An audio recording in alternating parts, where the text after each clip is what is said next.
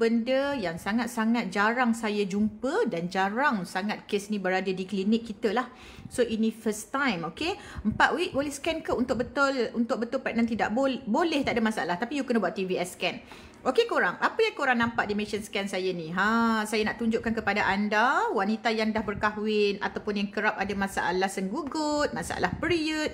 Okey, saya nak tunjukkan kepada korang benda yang sangat-sangat jarang berlaku. Yang datang ke klinik yang saya buat scan selama ni pun jarang juga saya dapat kes macam ni.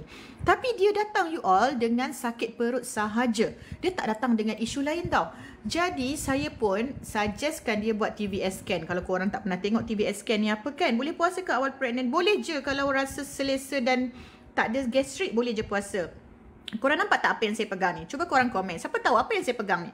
Korang komen sikit kalau korang nak tahu update pasal promo inositol ke, package Disember ke, pasal IUI ke.